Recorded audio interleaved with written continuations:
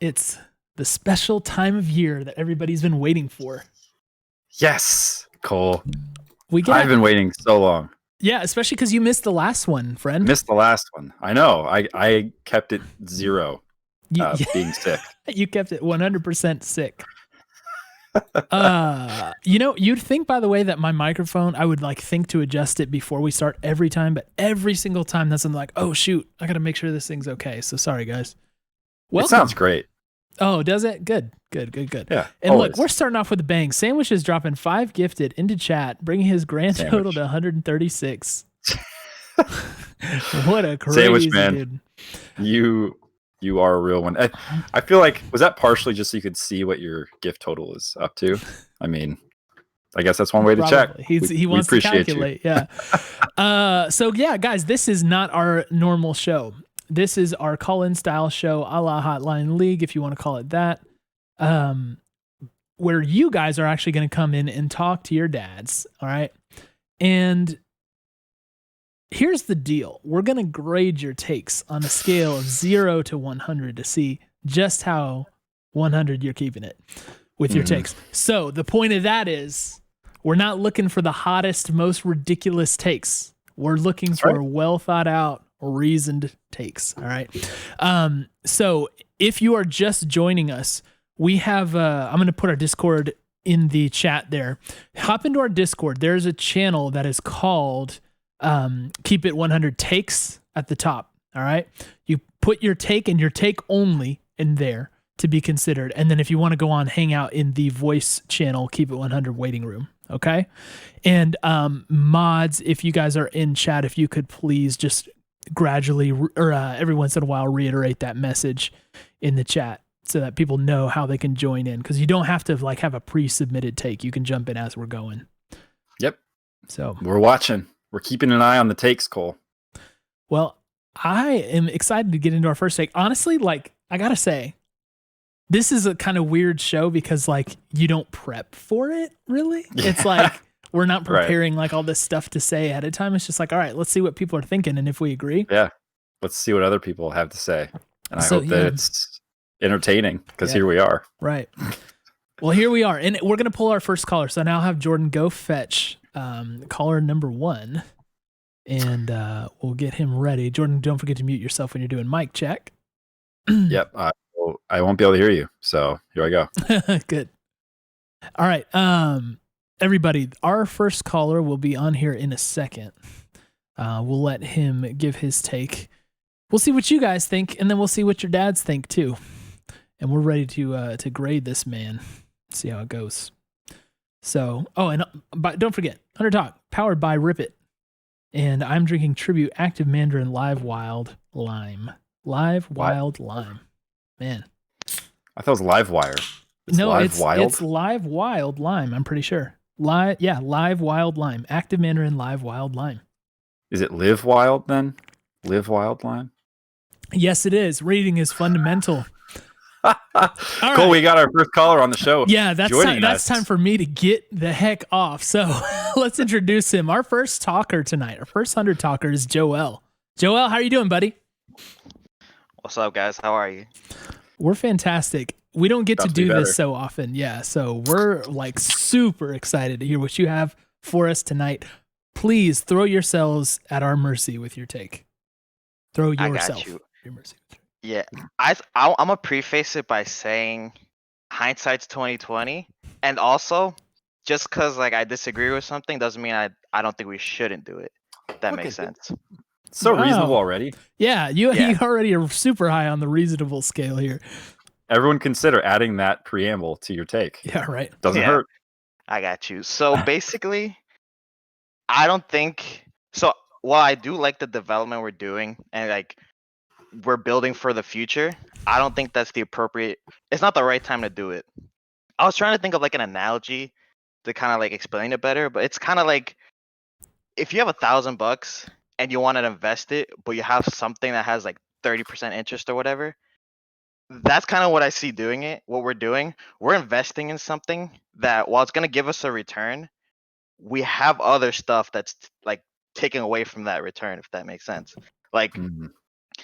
The scene is still very young, And honestly, there's a good chance that 100. I want to say good chance, but there is a chance, like not negligible, that 100 teams could not exist in a couple years. So like I Ooh, think there's when the hotness of this take. I'm saying like if it's mismanaged to a point, 100 teams could not exist in like 5-10 years or whatever it is. So I think right now, especially since we're so early in the industry, I almost feel like it's. Sorry, I almost feel Joe. like I don't think you can see this, I but pulled Jordan's out putting my- up the Echo Fox towel. Woo! I mean, I'm helping. I'm adding to your point here because while it's a crazy thing to think about, right? It happens. Organizations go away. It does happen. exactly. That's why I think we need to be win now. I'm not saying win now, like throw money around, be done with our money, and like buy everybody expensive and put them on our roster. I'm saying like projects like Ryoma. While I agree we should be doing that, I don't think, especially with the position we're in, I don't think we should be stuck with Ryoma. Like I know hindsight's 2020, but Yeah. you had Poe Belter who's not on a team. You had Demonte who was in academy, and then you have the brand that's 100T. Like, how are you not in a position to leverage 100T?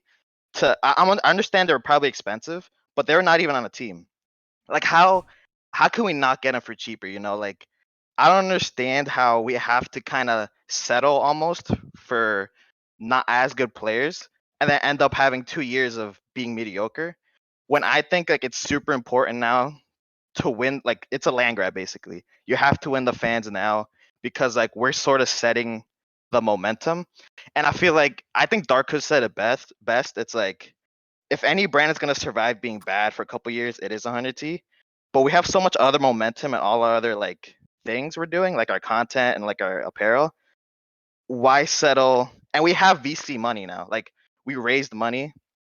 Why are we kind of settling for this instead of like going out for that home run, going out for the moonshots? You know. Okay. So I think, yeah, So if that made sense. let me say, first of all, you're saying a whole lot. So there's like so much to break down here. Yeah, and pull it we're apart. probably going to have to skip over certain parts of your take because of that. So just keep that in mind, and future callers keep that in mind. I'll say this though. The reason why I want to jump in is you just said we just raised money, we have VC money and all this stuff. Like, I think that is a grave, like, overestimate of how much resources we have at our disposal. And even if we have those resources, using them all on something like that is a huge decision and super risky in my opinion. So I'm going to put that caveat in there. Jordan, do you want to head off on any other tangents? Yeah, I mean, I think so. Where you started this take was like solvency is the goal, right? Like ultimately, when you think about it, this is a business, and their purpose is not to win a League of Legends championships at all costs, right? Because if you do that, and then you become insolvent and you are no longer an organization the next year, you have failed, right? So you have a banner, but you have an organization. You have to fire all your employees, right? Like it's fire sale of all your assets, all your stuff. So I think that part of your take, I think, is right. That the ultimate goal here is to be a feasible business, right? And I think part of the problem is that too many organizations in this space, it's a new space, it's young, it's immature.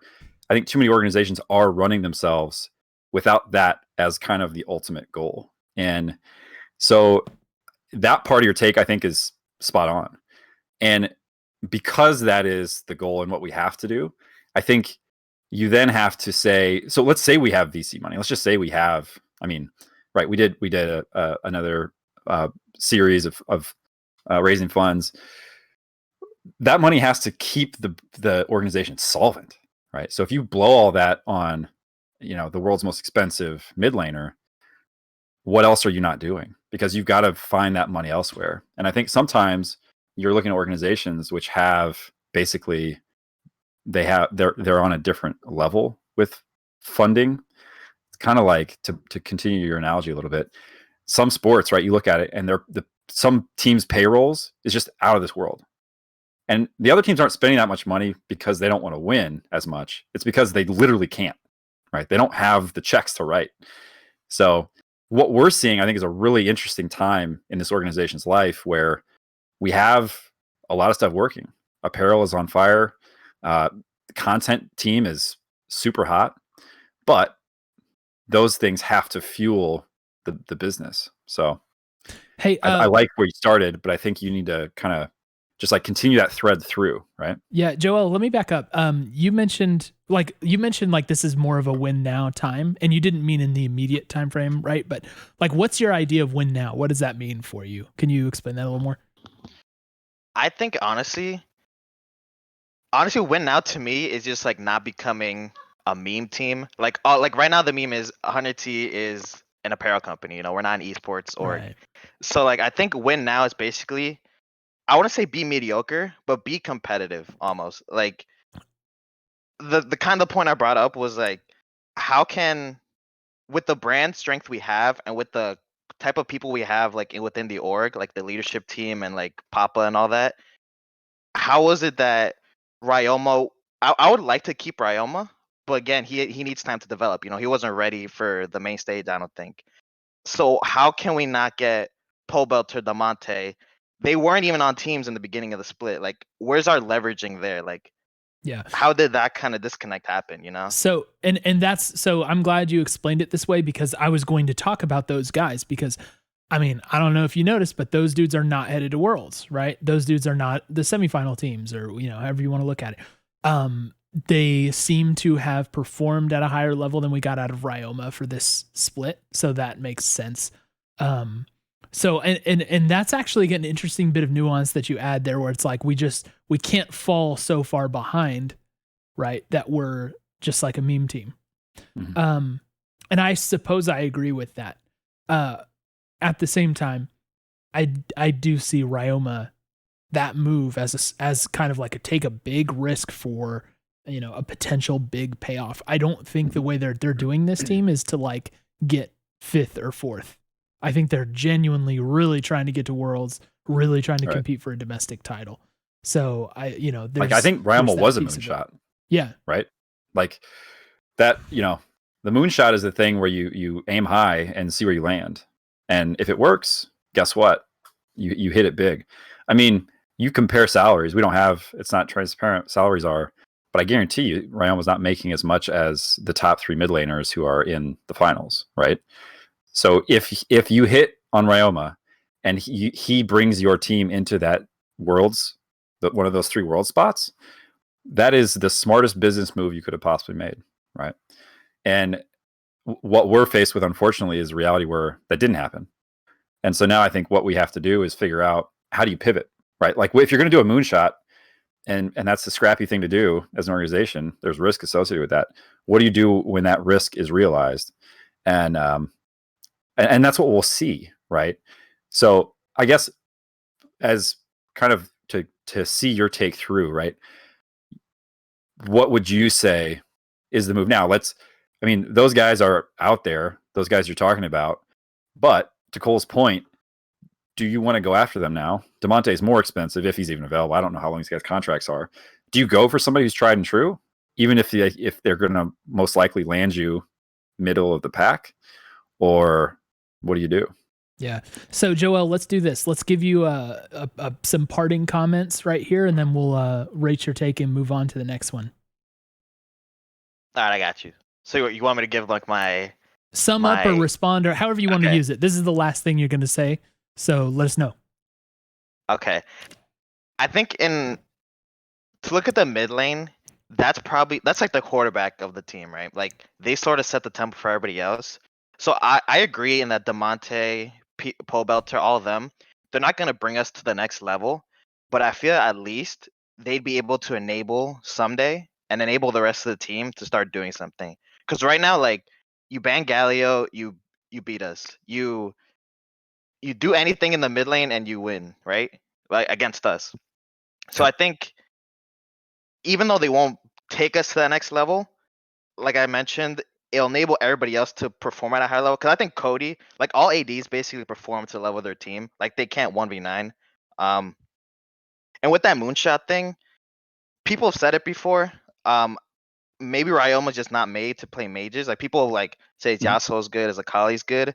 We haven't seen that yet. I don't know why, but that's also the point to where I just feel like we kind of have to play to our strengths a little more. And if Ryama's not our guy, we need somebody that enables everybody else to play. Because, like I mentioned, mid is like that quarterback. Like, it doesn't matter how good the rest of your team is. If you have Trubisky as your quarterback, you're garbage. All right, I got you. So we're gonna stop there. Jordan, I'll toss it to you. Jordan's gonna rate your take, scale of 1 to 100. I'll rate mine, then we'll record your average. Are we doing this live? There's no behind the scenes magic here. Yeah, just do it. Okay, cool. Look, first caller, bravest caller, Joel. Thanks for coming on. I'm gonna say I like the first half. I think that thread, just keep pulling that through. So I'm gonna say 75, starting us off solid. Cool. And I'm gonna give him a 73, or excuse me, a 70 to make the average 73. I like the nuance of like the what does win now mean to you. I like that. I think there's some misunderstandings about like the fund usage though, so I take big points from that. But I see what you're saying about mid lane. Like I agree with your last point as well. So Joel, thanks for coming on the show. You didn't keep it 100, but you kept it 73, and that, my friend, is a passing grade. All right, we'll see you later, man. C's get degrees. I appreciate it, man. See ya. Appreciate you, man. See you. I'll see you. All right, so I'll let Jordan pull our next guy. We're gonna record all these grades here, so you guys can see just how well everybody did at the end. So, bear with me as I do that. And then Jordan will fish for our next guy. C's get degrees. That's right, Kale. There's only that was our first caller. We're gonna pick up the pace too on the callers, by the way. So when you come on, try and state your take quickly, and then we'll also not give you so much rebuttal time at the end. So we'll work through it with you, but just try and keep the pace up. So. Looks like Jordan has found our next caller here. So as soon as Mike is live, we'll let him hop on in.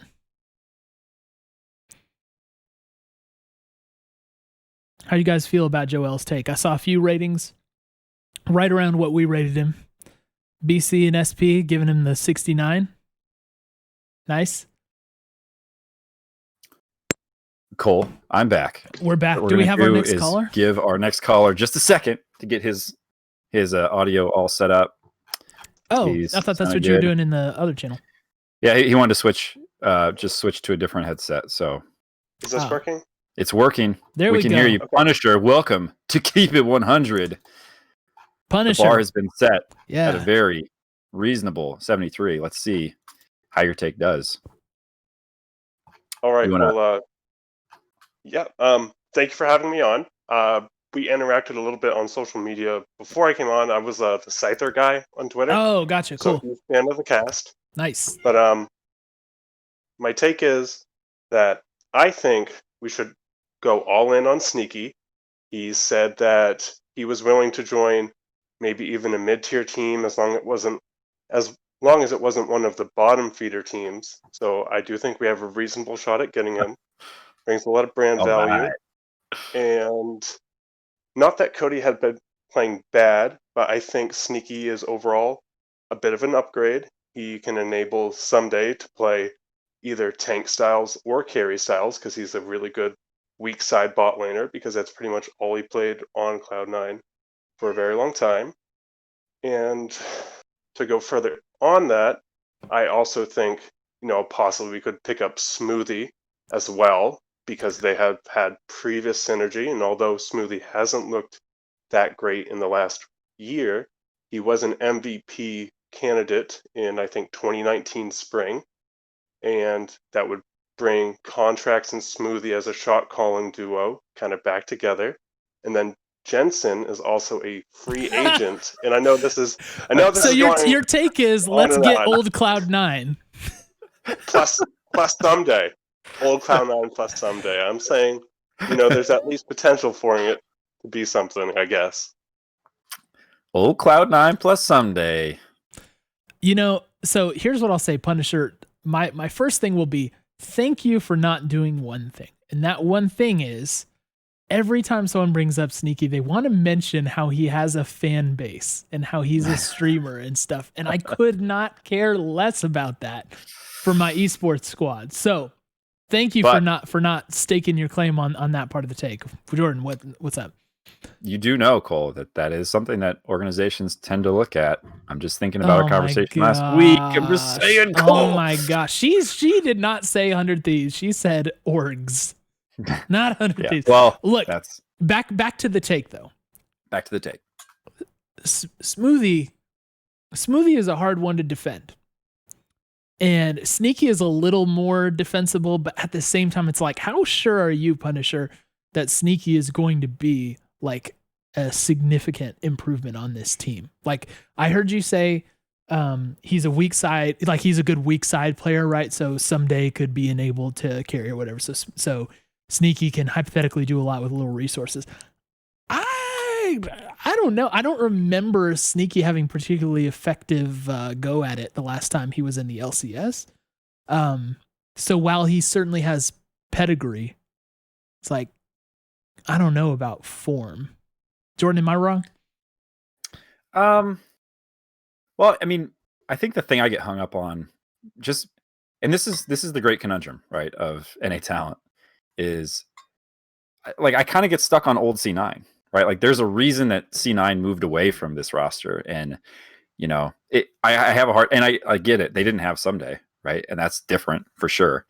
My concern would be that it would be good enough to get us to kind of like mid-tier, and I don't know if we go beyond that. Now, if we get Jensen, like if this whole take reaches it's it becomes realized, and suddenly this all falls into place, yeah, we're great. That's a good looking team. But I think for me, it does feel like, and look, this is not really commentary on the take. I just think it's the inherent nature of the talent conversation in NA right now. A lot of these tried and true players are kind of like, they are the old guard, right? In a lot of ways, it feels like, how much realistically can you expect from some of these guys? Now, are they going to be an upgrade over our current roster? I mean, that's debatable, right? That there's a possibility there that talent-wise, that's an improvement. Jensen would be, certainly. Jensen certainly is. I'm not buying that Smoothie and Sneaky is going to get us anywhere.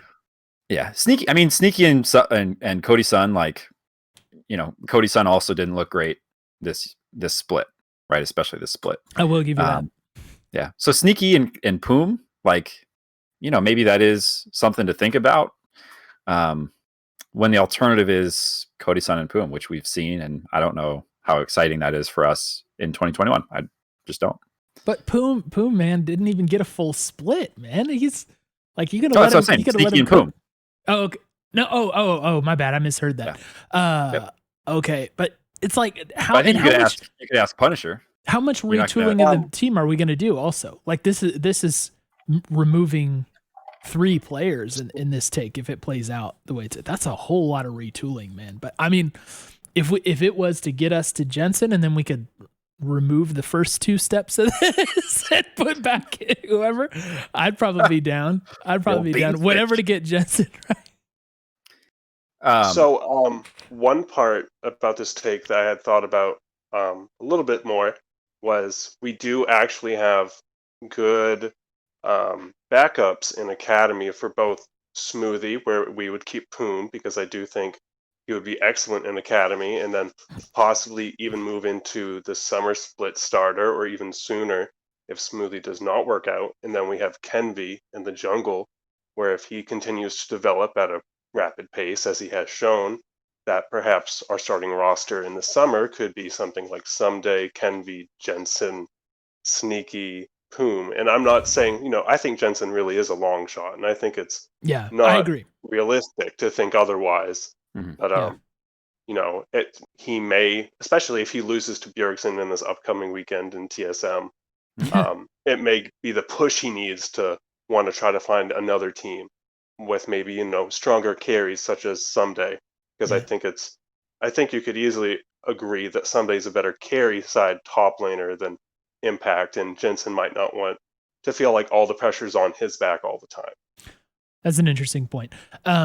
Punisher, do you want, we're going to grade your take here in a minute. Do you want us to factor in the whole get Jensen thing, or do you want us to just leave it at Sneaky Smoothie?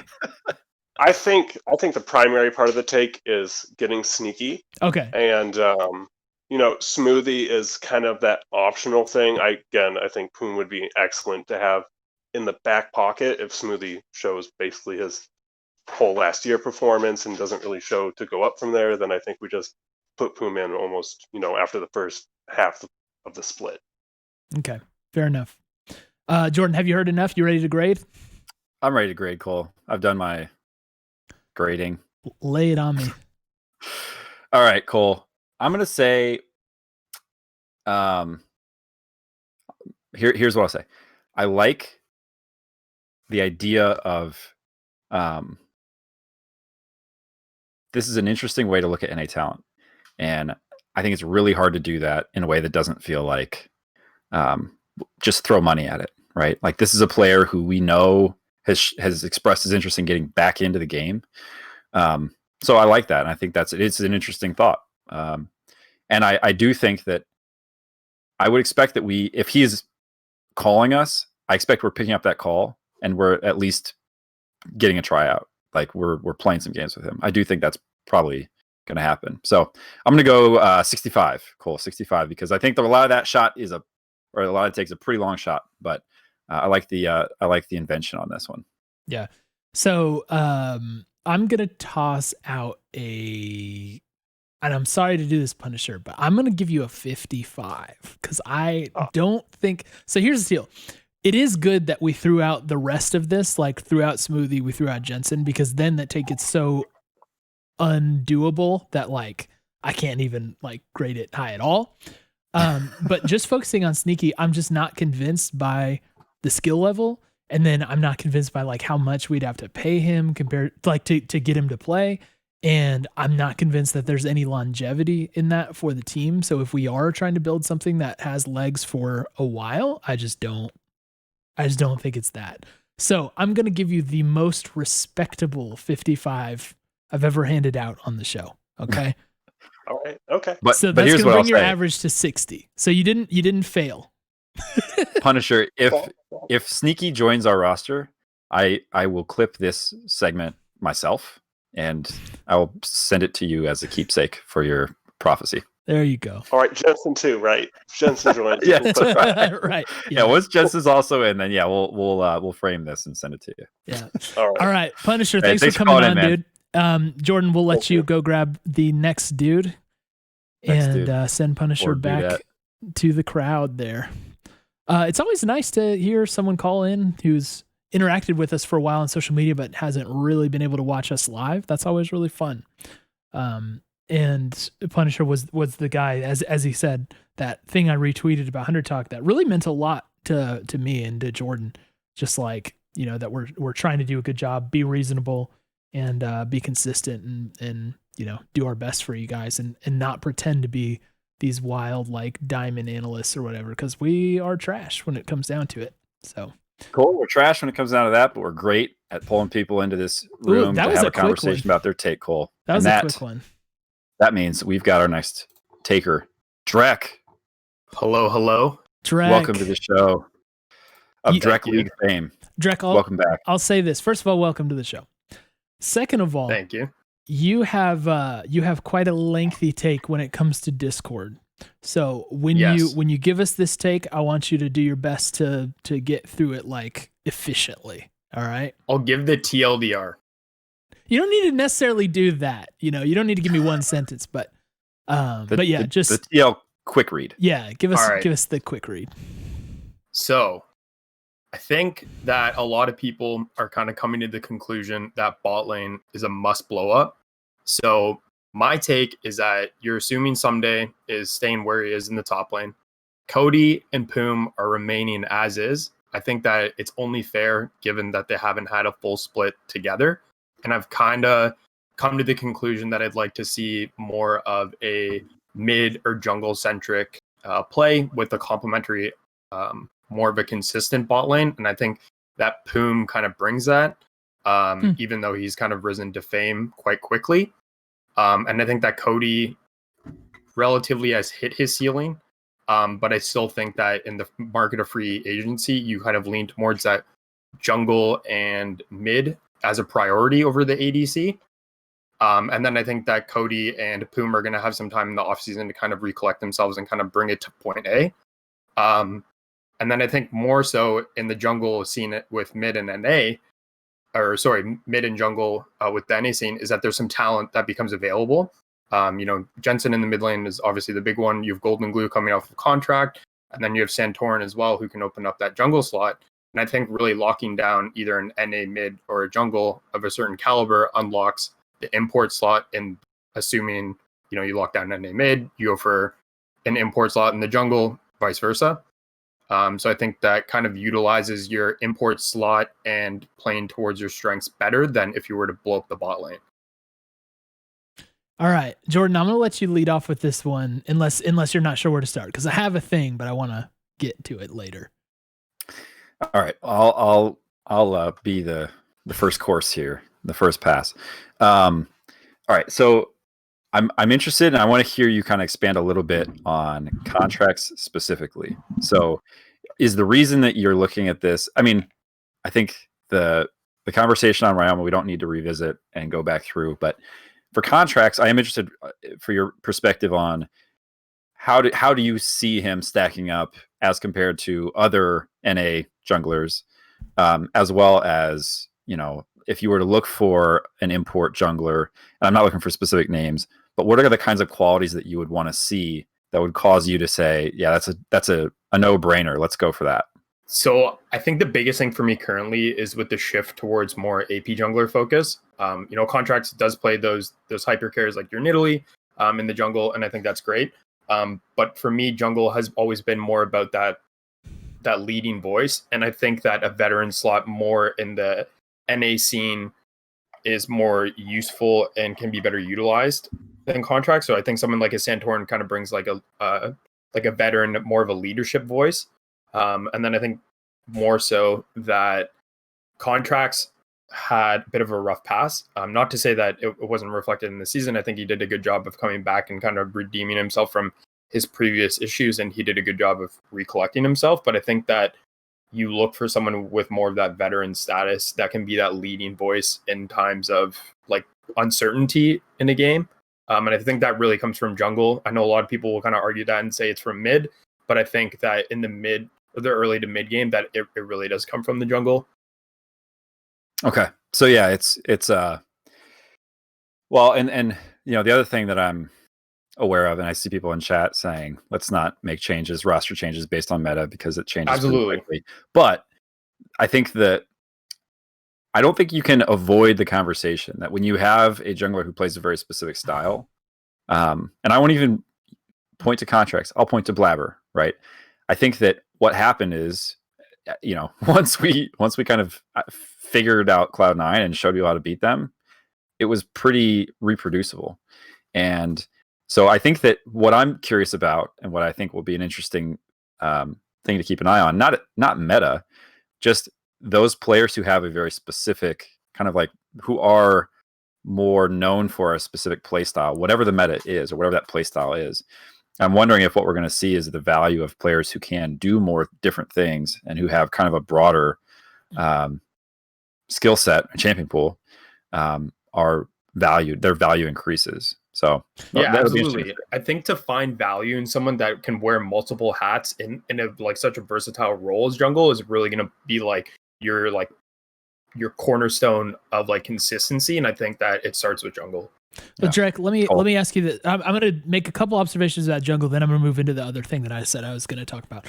First of all, I get where you're coming from on like having somebody who's more veteran in that role, and I don't think that's a bad principle or anything. I'm not convinced that like Santorin and contracts have like wildly different experience gaps. I know Santorin has been playing longer. He's had more time actually in LCS, so I'm not going to dispute that. But it's not like contracts is brand new to this, right? Just because he was in academy, it's not like he didn't have stints before. So I wouldn't call contracts like a totally inexperienced player. So while I get that, and I would say, sure, there's an XP gap of some sort there. I wouldn't say it's like mind blowing. The other thing is Santorin is having basically an MVP caliber run right now with FlyQuest, and they are better than us. So it's like, you know, prying him away is difficult. So you got to bring the bag, and I don't know how many bags we can bring to the table if we want to get, you know, mid laner done and jungler done and whoever else done. So that's my thing on jungle. But going back to other parts of your take is that you actually this kind of overlaps a little bit. You said there's notable NA talent coming into play that may allow for 2 strong picks this offseason. So I already talked about this a little bit with Santorin. The other 2 you threw out were Jensen, who as we talked about with the last caller, I think has a really, really tough sell for us. Like, yes, he's technically going to be available, but we have to convince him to leave Liquid. He's should be one of the highest paid players in the league. And I just don't know how much we're going to be able to get done there. And I'm not even sure how important it is to not do the import slot at mid, because I'm down for an import mid. If there's a position to use it, it's there. And then Golden Glue, so now it's like Golden Glue kind of for me falls into that serviceable but isn't going to change our lives kind of category. So I wouldn't necessarily be too hot on that, even though it's probably a 1-to-1 upgrade for Ryoma as of right now. So yeah, it's like I think like you're being pretty reasonable here with most things, but it's like with the talent, the problem with this take for me is plugging in that talent, like finding that talent that you're talking about and actually plugging it in to make a team that can compete for Worlds is like kind of a tall order for me. You know, if that makes sense. So yeah, let me give you like 60 seconds to respond to that, and then we'll move to your grade. All right. So I think that a lot of orgs go all in on League, and given that 100 Thieves is building success in apparel and content and everything else, I think that the key in this offseason is to build consistency among the roles and not necessarily be able to bring that home run player like maybe a Jensen into the mid lane and kind of run the odds on that. I think that if we can find consistency and allow Ssumday more freedom, I think that's going to be the play this offseason. And that's the end of the take. That's the take. That's the take. It. Well, here's the grade. Jordan? You go first. Okay. I'm going to, let's see. I'm going to grade this. So the other thing, I may not have really talked about this. I'm not like convinced that Contracts needs to go. I think we didn't see much of him, and he has really high highs. But I think overall it's like a kind of reasonable take, even if we can't really like act a whole lot on it. I'm gonna give it a 78. I'm gonna give it a 78. Yeah. Yeah. I mean, this is the challenge with takes, Cole. When you're asking for reasonable, I feel like sometimes the most reasonable take is the most apparent one, right? Sure. And that's not to say that, you know, the more inventive takes are less valuable or less fun to think about. But yeah, I mean, there's not a lot here that I would say, I don't know about that. I think there's nuance to discuss on all of them. But yeah, I'm with you. I'm gonna go 80. Nice. But instead of solid 79. I'll take it. 79. DREC, thanks for coming on, man. Thank you, gentlemen. Thought it was reasonable, man. Enjoyed talking that one out with you. All right. All right. Have a good night. See you, buddy. All right. Jordan is on to find our next dude. I'm interested to see if anybody else who comes on tonight is going to be thinking that Contracts should go. I saw that on Twitter, like after we got eliminated from the playoffs, and it was just like, I'm not so convinced that dude needs to go. And a lot of people really seemed like he did. So I don't know. That's hard for me. It's really hard for me. I like him. I think he grew a lot, and he probably has a lot of growing left that he could do. So that his value could go up over time. By the way, while I'm here, so here's a Discord link. If you guys will have a take and you want to get it in, post that in our Discord and Keep It 100 takes, and then hang out in the Keep It 100 waiting room and voice chat so we can grab you when it's time. Okay. So I see like Travis, you had a take in there, KingofJarls, SnailSage, you guys have takes in there, make sure to hop in that voice channel so we can pull you if we want to. Same with Hoodie God, Pika. And it looks like we've got our next guy just queuing up. So let me get him ready here. Cole, I have returned. You have. And I brought with me the very own proprietor of Dunkin' Donuts. It's Nate. Nate, how should I put your thing up? I put PaperID because that's your IGN. What do you want? Do you just want Nate up there? No, PaperID is fine. Okay, cool. PaperID is there. He goes by many names. He goes by many names, and he has many restaurants also. And he has at least one take for us, Cole. Lay it on us. I don't think mine's like the spiciest take. I think mine would be like the more real, like for the now situation. It's more of a realistic take. Sounds like you So found the far, right show. Yeah, those have been working so far. Yeah, because right now, like throughout the whole season, we see like after every 100 Thieves loss, it's like the subreddit, like the Reddit just blows up, and for me, it's just like it's like fans want a like very fast success. Like they want to be like they want 100 Thieves to be the top 4, top 3 team in LCS, and we had that like at the very start. Well, like the very first iteration of the team, we got second. I believe we ended up second, like with the playoffs, Mm-hmm.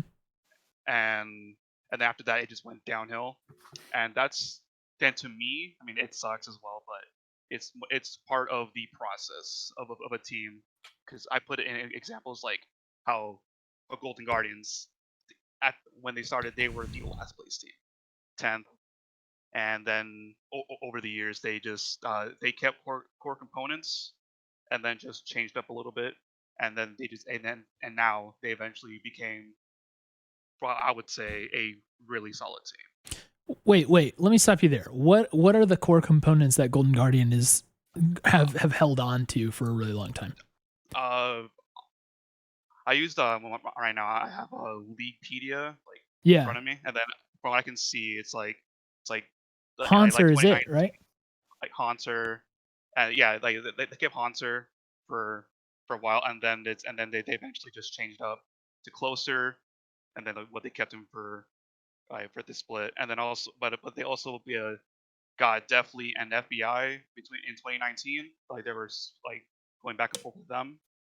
Kept FBI for one split, and then they changed up mid and support.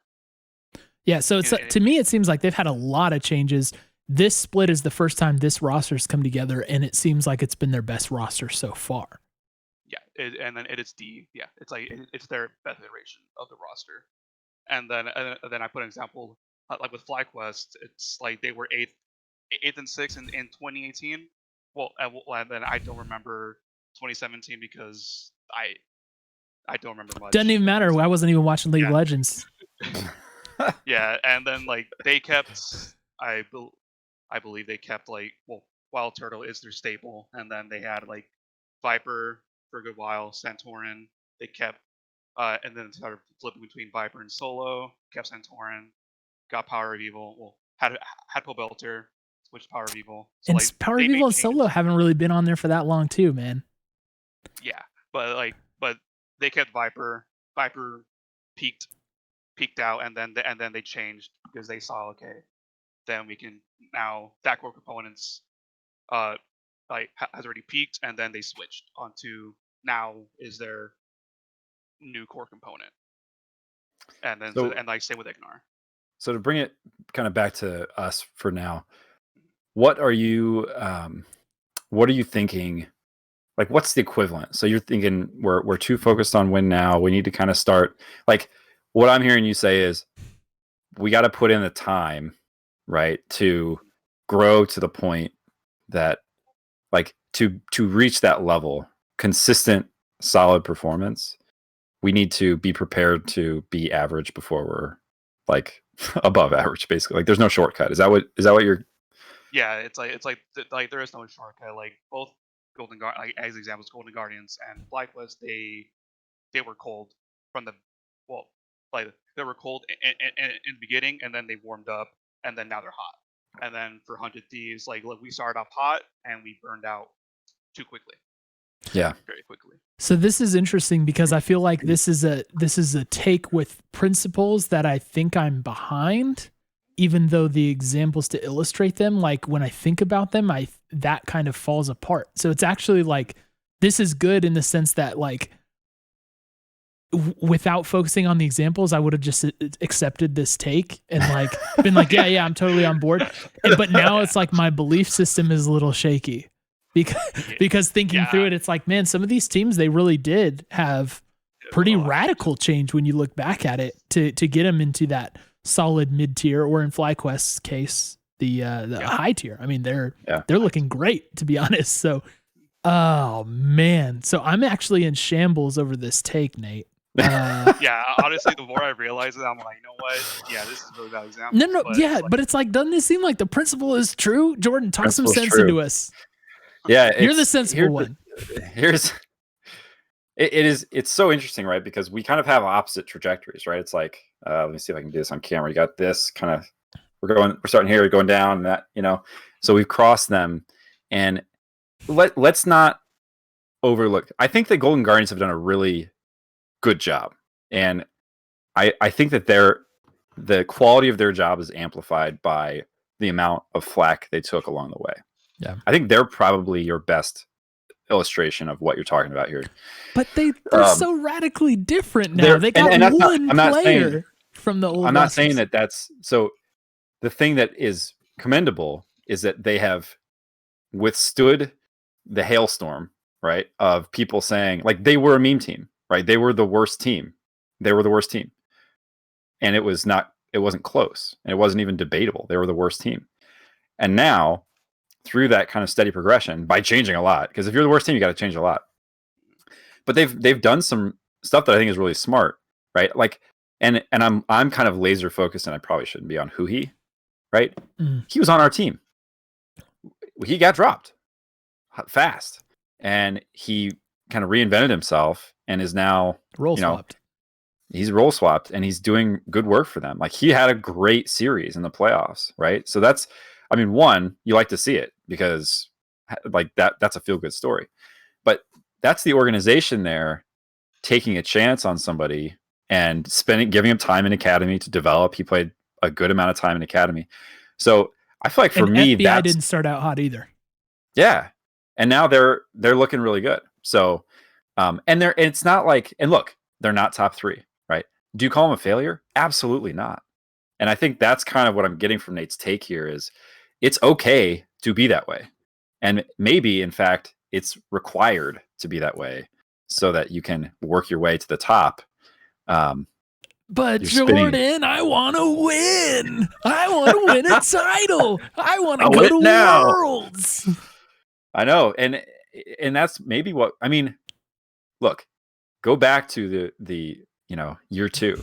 We got Bang, right? Like that was going to be our solve. We're going to win the title. We're going to get out of groups, and it kind of just all fell apart. And I don't think you look at that and say the lesson here is you don't try to bring a better player to your organization. I think the lesson is just that there is no solve, right? There's no ready-made solve. Bringing in the best player is not reliably in this game. Sometimes what you need to bring in is Huhi, who has role swapped, right? Like it's kind of crazy, but I think that's the state of this game in the league right now. I mean, how many times have we seen world champions? How long did Crown last in the LCS, right? And then his organization blew up. It went so poorly that they had to quit league altogether. So, there's and Golden Guardians is solid, right? Like that's the flip side of that coin. It's bizarre to me. I don't fully get it, but that's kind of where I feel like that's the vibe I'm getting from Nate. I've co-opted his take at this point. I'm sorry, Nate. There's a famous esports scientist that weighed in on this, and his name was Maslow, right? And he said, you got to have stable functioning team with some backing. Then you got to not suck. Okay. Then you got to be a respectable mid-tier team. Then you gotta make worlds. Then you gotta have the best apparel in the world. We're scattered up and down this hierarchy. I read this in a textbook in college. Yeah, And- no, I remember that page. Yeah, I don't know. We're just falling apart. But I get that you got to progress forward through it. But I want to win now. Yeah, don't we all? 100 Thieves is just scaling for late. My point is scaling for late game. Nice. It's the meta game. I'll just say the point I'm making is like I think it would be better for us to not suck, right? Yeah. But we're not in here to just not suck. We're in here to win. So how slow do we get there? I don't know. Maybe this is the tough pill to swallow. It's like until we have like the greatest mid laner available, then we might not be able to move up that hierarchy. I don't know. Well, this has been a very interesting discussion. Let's give Nate a grade. Jordan. Well, Cole, I'm having a hard time grading this because I do feel like I, in some ways, contributed my own thoughts to this. Here's what I'll say. I think this is a really important take. And I don't know the answer to it, right? Like I think those are the best takes, are the ones that generate the good conversation. So Nate, I'm giving you an 85. Oh, okay. I'm still just stumbling over the fact that like the foundation of this was shattered by the examples that were originally given to prove the foundation. So that's tough for me, but Nate, I want to trust my heart and think that this is a correct principle. I'm going to give you an 80. Wow. So this will bring you to an 83 average. All right. Well done. Rounding up. Yeah. Nate, thanks for your take. Thanks for that great conversation. Did you have anything else you wanted to add to that, or do you feel like you got? I just thought of it right now. It's like maybe maybe like as you guys said, like maybe we can speak. Maybe we might do a Black Plus Golden Guardians and then like just do drastic changes, or we can keep our core components and then just slowly build off that. I guess I can say. Yeah. Yep. Well, we will see, but I hope that the richness of the conversation, and I trust that it is, that we're having is present in the 100 Thieves strategy war room. Wouldn't that be a fun one to get a peek into? Nate, thank you, my good friend, for joining us. We'll see you around. And best of luck with Dunkin' Donuts. All right. We're ready for our, what is this, 5th caller. Jordan is ready to grab our 5th caller. I think we're going to try and do 2 more, everybody. So we'll go for 2 more. Again, if you want to be in the running for these, head into our Discord, which Nightbot just spammed for me. Actually, sandwich via Nightbot. And post your take and keep it at 100 takes, and then hang out in the Keep It 100 waiting room if you want to come on. So yeah, let's see who Jordan pulls. I'm still here. We're at the point now where I have to read. Can I make a request? Can you grab? Actually, let me just grab him. How about that? Yeah. Okay. Go to mic testing, Jordan. I'll dump him there. I've got someone who had an interesting take that I want to get on here and discuss. And I think it's going to tie into our discussion that we had in the previous week. So, all right, are we good? We're back. Thank you for your recommendation. I've brought with me the KingofJarls. Is it a soft J? I'm assuming. Is it Jarl? Jarl? Yeah, I would say KingofJarls. There we go. All right. Got it. The KingofJarls. So we're not dealing with the Prince of Jarls or the Duke not just of any Jarls. We're dealing with the very king himself. King, please take it away, Majesty. So here's my take. I think 100 Thieves might just be a little too happy with putting in new or young talent like Poom when maybe they aren't ready. And then I think also the overall scene thinks like less of older players and like less than these 18 to 21-year-olds coming in. So okay, so talk to me about the new player portion of this. Like what leads you to believe we're too trigger happy with the young talent first, and then talk us through the other part a little bit. So with like Poom, he's only been playing for, like 2 years. And, he moved up through the ranks and then got into academy. And then, they struggled early in the split with Stunt and Medios. And then they moved up Contracts and Poom. And I thought Contracts performed well. And then Poom, looked really bad, especially in the losses. And I just think he looked really good in some of those wins, though. I'm not saying his whole, not his whole, but the time he played during the split was all garbage. I'm just saying, Sure. I think he would have benefited more with the time in academy. I just don't think with him being so new. I mean, sure, they might have seen his raw talent playing in academy and things like that. I just don't think he was ready. I mean, I don't know if he would really say that himself, but I just think moving forward, I would put him down on academy and then probably get another support. Your Majesty, what would have happened? How would your take be affected if we got, say, 4th in playoffs? Well, I mean, it's still tournament. I mean, if you got 4th, but Poom was being carried, then that's different. Because I mean, if you got 4th and Poom was playing like a Huhi or something, then it's different. But we're living in a world where 100 Thieves got 7th, struggling in the playoffs, and Poom, I think for the most part, struggled on the LCS stage. Okay. What about, and so when you make an observation like this, you're pointing to a pattern and not an isolated case. So what are the other portions? What are the other moves that 100 Thieves has made to make you believe that they're trigger happy? Or is it just Poom? I mean, Poom is the sole case moving up to the LCS. I think they're doing a lot of good with their 100 Next team and with their academy team. I just think this team solely might go into the future might just be too hyped on these young players to push them into the LCS and before they're really ready to perform on a LCS stage. So that's what I think.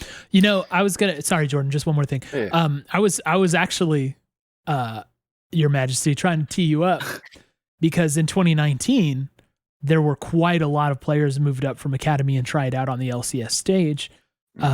We saw Fake God, we saw Saligo, we saw Prismal. Then it was Stunt, right? Stunt was an academy player back then. And I think, at least with Saligo, I think there's a case to be made that that's another example of this, where it seemed to affect him in a way beyond just, oh, I had a bad game. You know what I mean? His confidence seemed to be shaken when it comes to playing an LCS. So I'll put that out there as it kind of steelmaning what you're saying. And then Jordan, go ahead.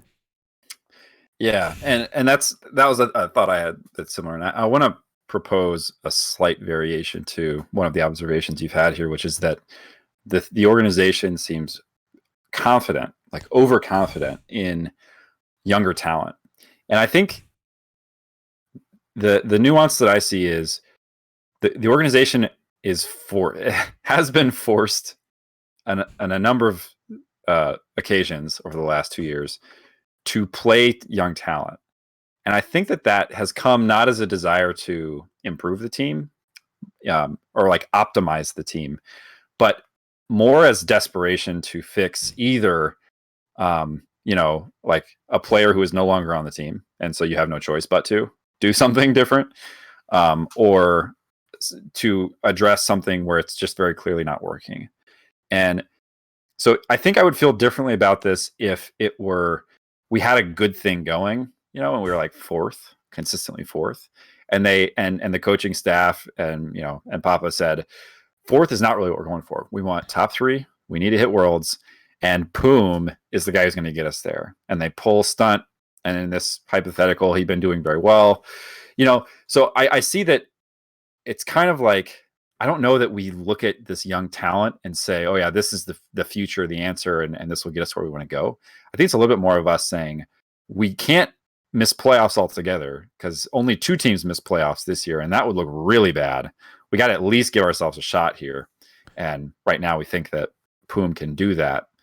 So that's how I see kind of that difference. I would also point out that Poom seems to be the kind of guy who has the maturity to get through the tough parts of LCS, because obviously in a vacuum, well, let me say this. If the skill gap between one level of play and another is really big, then you can be in a situation where you're not learning anything from playing against them. Like if I go play Call of Duty against Huskers, I'm not going to be a better Call of Duty player, right? But you'll be dead a lot. Yeah, I'll be dead a lot. But the skill gap probably isn't that large for someone like Poom, and I think he has a maturity about him where he can weather that a little better than most people. So with that said, it's like if Stunt's the other option, I kind of don't mind having him, do his development in LCS. And it's like Jordan said, it's better to have him in my opinion, and try to like advance than to keep doing something that definitely didn't work. Because it's not like we didn't have signs for a long time that Stunt wasn't working out. By the time Stunt was replaced, everybody been asking for it for like a long time, right? Yeah. So there's something to that. Now, Jarls, we'll give you a quick second to hit the other part of your take. You said the overall scene tends to think less of the I hate to use this word, but the aging players, right? Than the young old prospects guard. coming in. Yeah. Do you want to give us 60 seconds on that, and then we'll yeah, I'll try.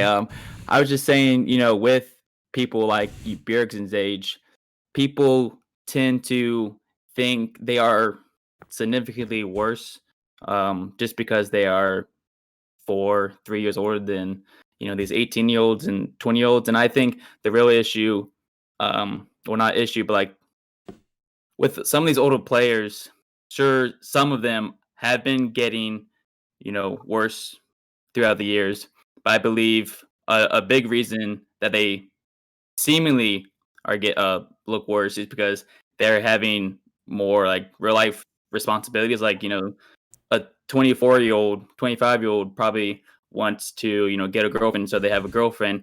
18, 19-year-old, all they're doing is playing League for 20 hours so they can work on their mechanics a lot better. And by the time you're 24, 25, you've had those years, so you have that experience.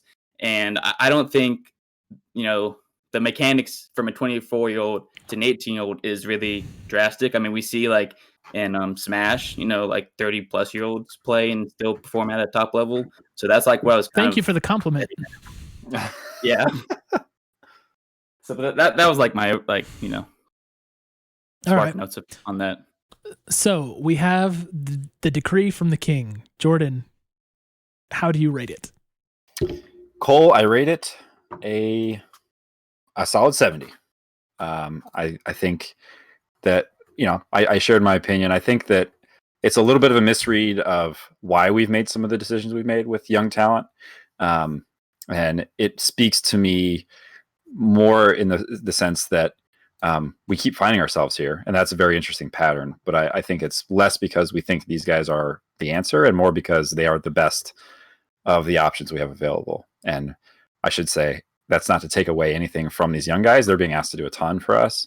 But it feels very distinct for me from a strategy, and it's more like, oh no, what are we going to do here? Did you say that was a 70 that you gave him? Yeah. Okay. We have our first significantly difference of grading tonight. Okay, let's hear it. Because I agree with the point that you made, Jordan, that I think some of those decisions were made for other reasons, and that's where I would take away points from the 100 possible that you can get with this. But I gotta say, everything else seems pretty robust with this take. So for me personally, I'm gonna drop an 86 on it. So the 14 is the reasons for the decisions being made, maybe not being like, fully harmonious, but I'm dropping the 86 on them. All right. So that's going to bring you up to, what is that, 78? I think it was. Yeah, 78, right? Okay. KingofJarls, thank you for spending time with us tonight and for 100 talking. Yep. Thank you. You have a good one. Thanks, buddy. All right, we Cole, got one I caller sent you left. a secret missive, Cole, to Oh, see sorry. if. No, you're good. Let me look. It's on your phone. If Yeah, you're I not know. Okay. Okay, It yeah, looks yeah. like you're- Do it. All right, Cole. Look. The name of the game tonight has been more reasonable. We're gonna see about this last one. I'll be right back. Wow, what a preview from Jordan right there. That's setting somebody up for some harsh judgment, I think. We'll see what actually ends up happening here. I'm surprised Jordan was so far off on my grade of that take. Like I really thought that was pretty solid. Feeling kind of offended, kind of sad for the KingofJarls. Or KingofJarls, excuse me. What did you guys rate Jarls? Let's see, Jarrett had a 63. Man, you guys are harsh. Oh, Jarls, are you Sean? Cool. Do we have our Cole. new guy? Our final caller? Here. It is the final call of the evening, Cole. And this was posted with a disclaimer. That's why I gave disclaimer. This is a hot take. And this is a hot take. And it's the SnailSage himself here to what a hot take. You know, let me say this before you go, Snail. I don't have much of a taste for hot takes, right? So you're going to have to really sell this one for me. All right. So my hot take does have a precursor, as they should, I think. I am a huge Ssumday fan. Like, he's my favorite player. I'm a huge 100 Thieves fan. So this is where, like, it's not that I want this take, but I do. But I think, like, honestly, with how 100 Thieves, you know, from Prawley to the Ziggs and just the coaching staff, how they've chosen to play, regardless of any type of like stepping back and seeing what does it look like when we win? What do games typically most likely look like when we win? It tends to be like, when we give Ssumday counter picks, or when we give them carry champions, when we give them champions that can become win conditions, they win more than they lose. And I think, but regardless of that, multiple times now over the last years, we get to playoffs and they don't put him on champions that can become win conditions. They give him on like the pseudo carries or like just the bruisers like Renekton, that, like, unless he's hard smurfing, can carry, but ultimately doesn't really. And so I think that moving forward, Ssumday is, in my opinion, I'm biased, but best top laner in NA. So I think that best, if we're not going, no matter what, no matter how many times we win with him carrying, and we're still not going to commit to that, we might as well trade him to get something better for what our coaches will finally just let us play. Cole, I'll take this one since you've just had a stroke, Cole. Well, here's the thing that I think is really interesting. Wait, can I clarify? Can I clarify the take really quick? Sure, is the take trade him, or is the take commit to him or trade him? I mean, I guess commit to him, but like, what more do you need to see out of your games to like be like, okay, maybe we should actually like be a top centered team? Like, I don't know how many more times he needs to stomp, even when he gets counterpicked after picking a carry champ that like, okay, and still stomps. Like, how much more do you need to see? All right, Jordan, finally commit, right? Go for it. I mean, hey, look, this is bold, right? And it's there's one element of this take that I think is actually really funny, which is we should trade him because it seems like we're not going to be able to get the most, like we're not going to reach Ssumday's potential, right? Having him in our lineup, and that's just based on the evidence. And I don't think that's just because we're not willing to commit. So I'll put that out there. But I like that you're wagering that no other team will either. And so it's like trade him because they're going to say, oh my gosh, Ssumday's so valuable, but it's not going to hurt us as much if he's on some other team because people aren't playing around top. So I think that's a little bit of humor there in the give them something they think they can use, but that people aren't willing to. Well, I don't think. Are you saying that no one is willing to commit to that, or just that 100 Thieves coaches? 100 Thieves, like the Viper gets more carry champs. who he gets more carry champs. You know, when it comes to playoffs and when it comes to like the times when it really matters, it's like, game, you know, we lost our first 2 games. All right, last game, let's put him on Ornn. Yeah, let's just call it. Like, I think if you're going into the next season without figuring out how do we build a roster around him being our win condition most of the time, unless we're trying to switch it up for a sec, like I think you're hard trolling. You know, Cole, get in there. I really like the way you're talking, dude. Putting the disclaimer on it myself. I too love Ssumday. I feel very lucky that he's on our team and not on somebody else's. And I really like rooting for him, and he's the ultimate kind boy. So if the take is commit to him or trade him, I gotta say, man, you make a very compelling case, especially with those call-outs you made, like of some of the other players like Huni and Viper who get more carry champions than Ssumday. It's like, it's hard to kind of refute that, man. Jordan, am I wrong? Here's what I want to know. The piece of this that still feels unclear to me is,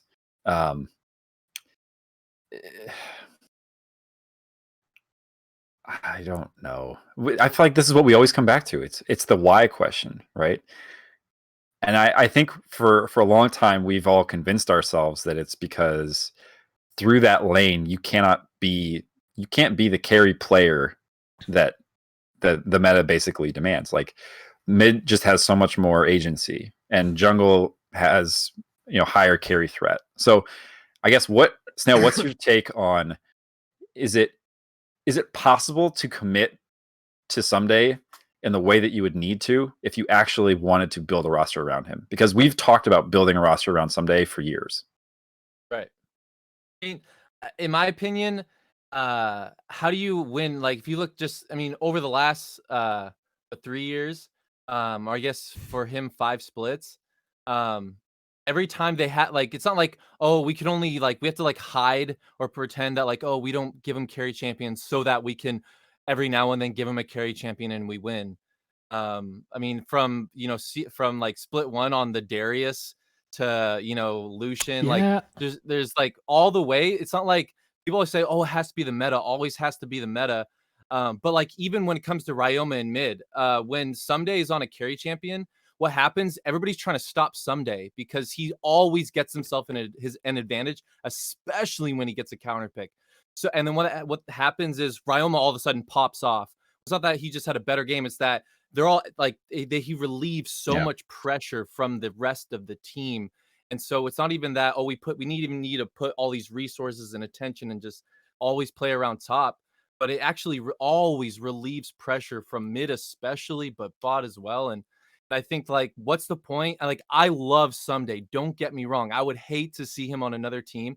But what is the point of having a guy like that on your team where you could trade him to get like better players than are probably going to be available without a serious trade like that of a top tier player? How else do you get more out of what you're choosing as a coaching staff to play the next season, to play around the next split? So, Snail, have you seen the movie Elf? Yeah. Okay. So what you're saying is Charlotte Denon wants a Tiffany engagement ring and for her boyfriend to stop dragging his feet and commit already. Dude, that's what I'm saying. Like, obviously, yes, perfect world. We want somebody to freaking play just carry. Like, why has it been so long since I've seen a Ssumday Jax? Like, come on, the dude's like rank 1. Like, why? Like, what is it? How many times does he need a freaking stomp, impact in lane, stomp broken blade in lane until they go, oh, hey, we tend to win.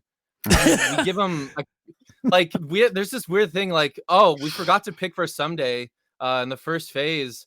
I mean, I guess, okay. Do you want to counter pick? I guess we can do that because we're gonna put Ryoma on 3 champions no matter what. So, dude, so we're gonna call it here. We're gonna wave you off. Thanks. All right, I can just a great performance. And one more thing I'll point out: who are our backup top laners? They are Fake God, has potential as an LCS starter for sure, in my opinion.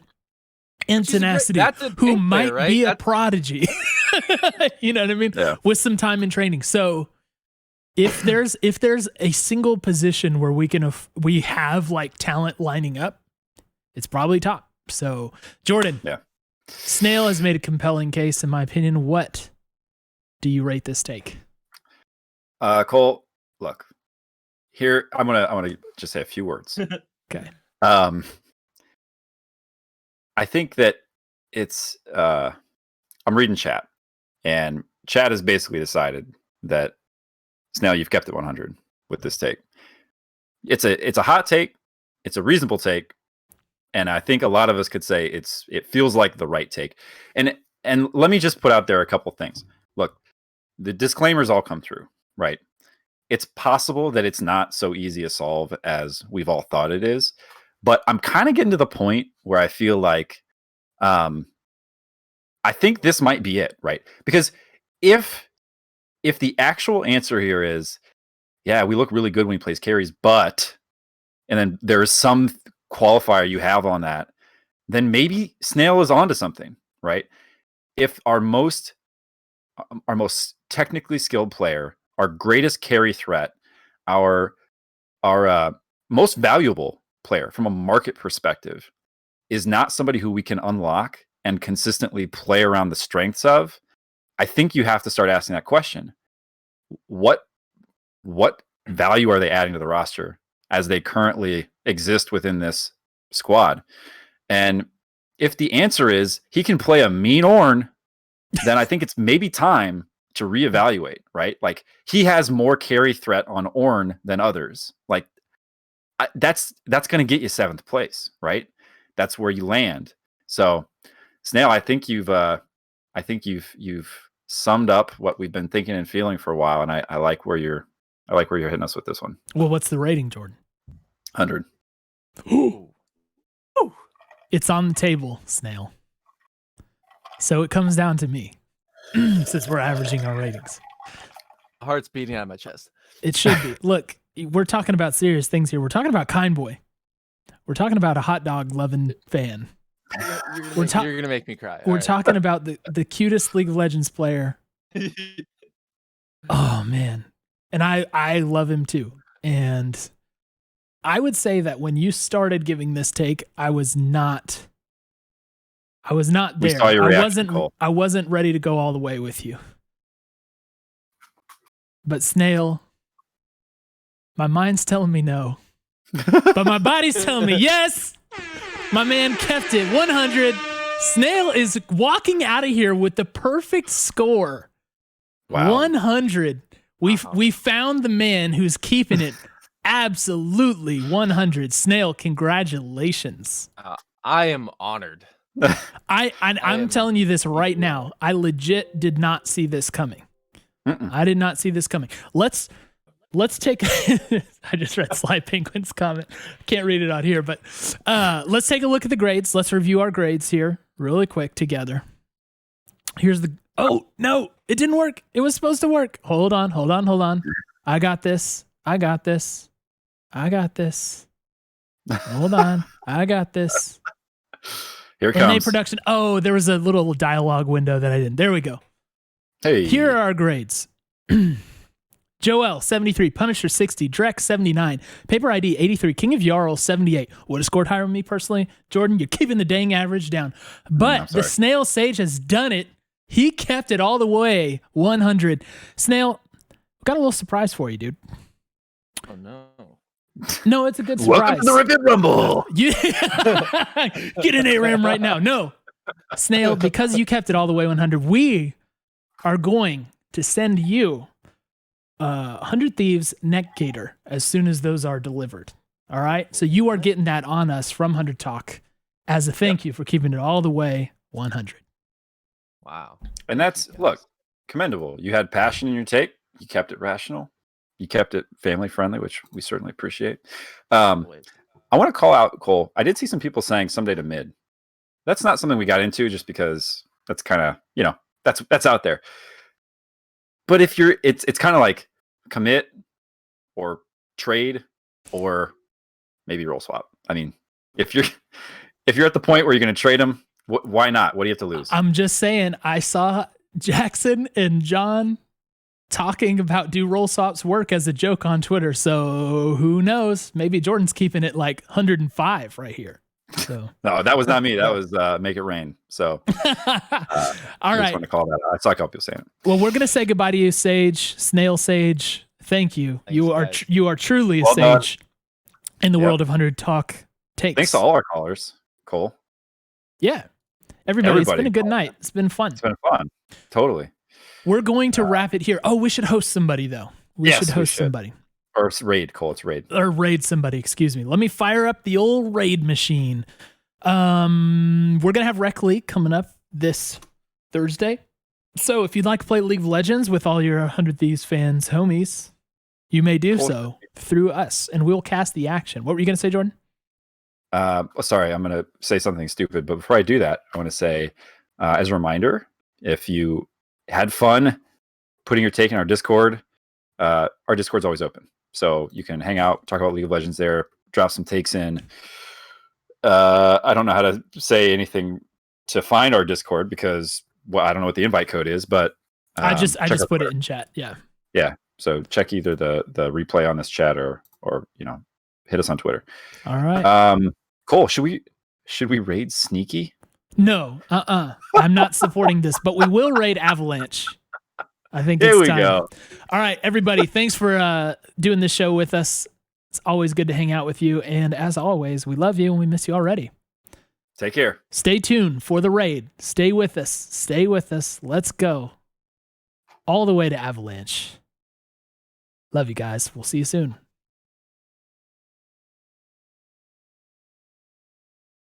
All right, we're there.